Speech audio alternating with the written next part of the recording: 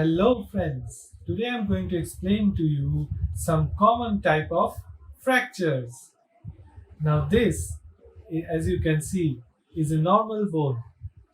There is no fracture. Now this is a bone with a spiral fracture. A spiral fracture is a fracture in which the fracture line runs spirally along the bone. This is caused by a twisting injury. For example, during sports or during accident or during automobile trauma. This may occur in long bones of the body, especially in femur.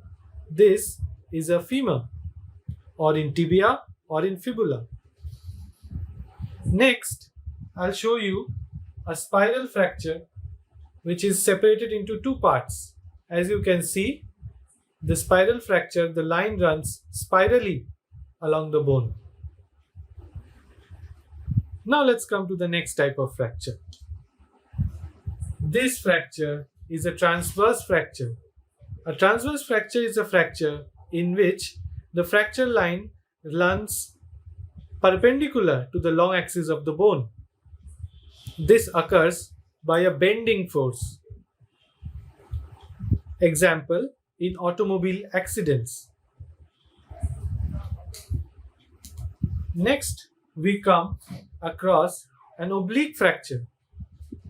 Oblique fracture is a fracture in which the fracture line runs diagonally across the long axis of the bone. This is caused by a sharp blow that causes the bone to break at an angle.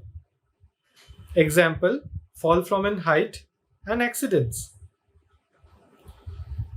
Now next type of fracture is a segmental fracture. This, as you can see, is a segmental fracture, friends. Here, the same bone is broken at two different places, leaving a floating segment of bone in between. This is more common in long bones, and this type of fracture takes longer time to heal. The next type of fracture is a comminuted fracture. As you can see, the bone is fractured into 3 or more fragments, and also there is a fracture fragment in between. This is usually caused by high impact trauma, causing the bone to crush. You can see the comminuted fracture fragments clearly. Now, the next type of fracture is a linear fracture. This is a more simple type of fracture. Here, the break is parallel to the long axis of the bone. This does not break the bone completely. This is a linear fracture.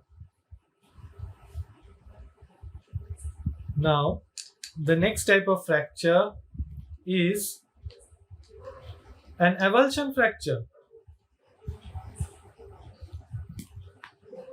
Here we can see the avulsion fracture.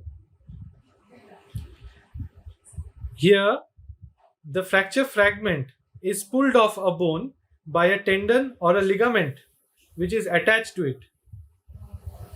This is more commonly seen in children than in adults.